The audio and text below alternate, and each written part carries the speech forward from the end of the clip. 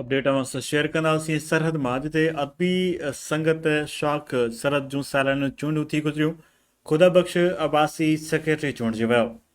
सिंधी अदबी संगत शाख सरहद जूं साल 2023 ईस्वी लाइ चूंड कमेटीअ चेयरमैन सारंग कलादी, चूंड कमेटी मेंबर्स रूफ़ पारस्तायो अब्दुल्लाई भुट्टो जी निगरानी हेठि थी गुज़रियूं, जंहिंमें Khudabakhsh Abbasi secretary, Kaisardas joint secretary, Ejaz Bhatti खज़ानची, Ghulam Yasin Ogahi auditor, Sindh council member Akhtar Ogahi ऐं कारोबारी कमेटीअ में सिकंदर ओगाही, अली मोहम्मद खोसो ऐं फ़क़ीर कामिल लखण चूंडिया विया।